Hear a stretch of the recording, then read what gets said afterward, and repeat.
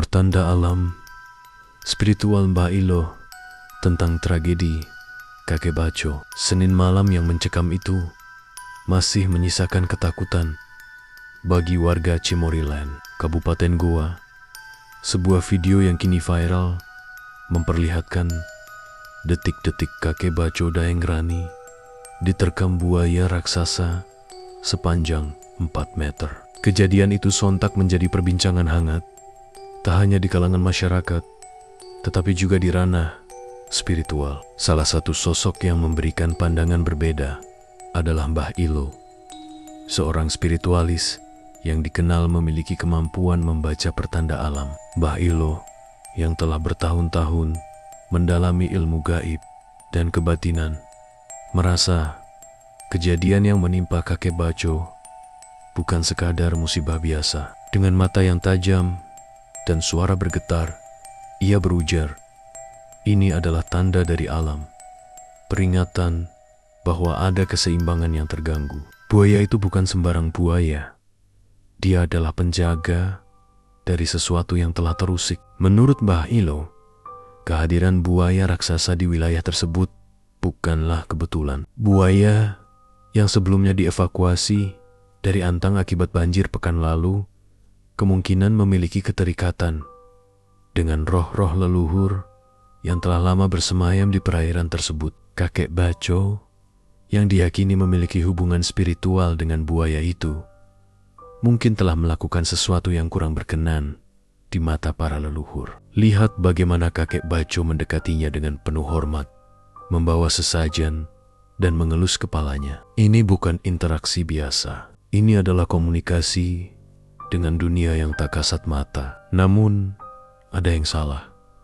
Lanjut Mbah Ilo dengan nada lirik. Ia menuturkan bahwa gigitan buaya itu adalah peringatan, bukan sekadar serangan.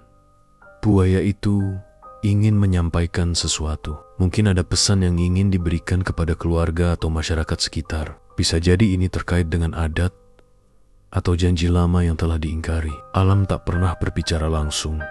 Ia selalu memberikan tanda, dan hanya mereka yang peka yang bisa memahami. Ketika mendengar bahwa keluarga kakek Baco memilih pengobatan tradisional ketimbang medis karena biaya yang tinggi, Mbah Ilo kembali menegaskan pentingnya memahami kehendak alam. Ia menyarankan agar keluarga melakukan ritual khusus untuk memohon restu dan mencari tahu makna dari insiden ini. Jangan hanya fokus pada luka fisiknya, tapi pahami juga luka yang tak terlihat. Ini bukan hanya soal tubuh, tapi juga soal jiwa dan keseimbangan semesta. Kini, kejadian ini masih menjadi perbincangan luas. Sebagian percaya bahwa ini hanyalah peristiwa nahas, tetapi bagi Mbah Ilo dan mereka yang memahami bahasa alam, ini adalah pertanda yang tak boleh diabaikan. Alam berbicara, hanya tinggal kita yang memilih mendengarkan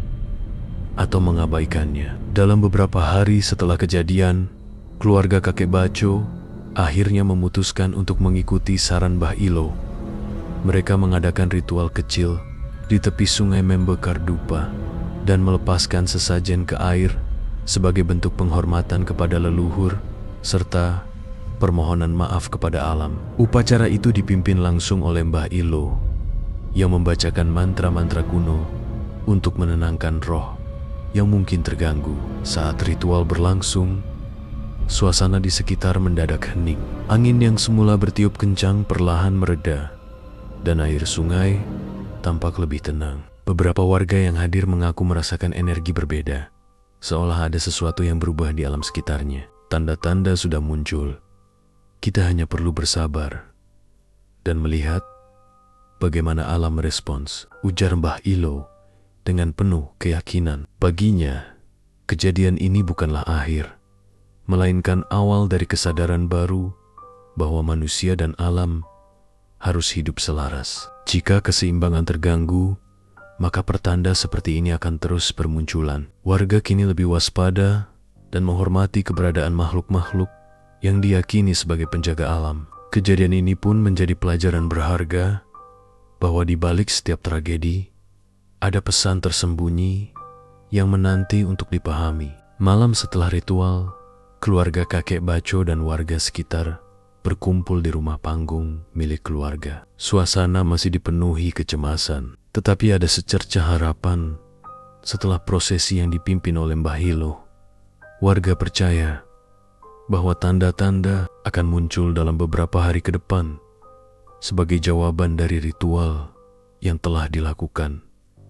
Keesokan harinya, sebuah kejadian aneh terjadi. Salah seorang pemuda yang ikut dalam ritual, Arman, bermimpi didatangi oleh sosok tua berjanggut panjang yang mengenakan kain putih. Sosok itu berbicara dengan suara yang dalam dan penuh wibawa. Anak muda, keseimbangan telah terusik. Ada janji yang belum ditepati. Temuilah Mbah Hilo.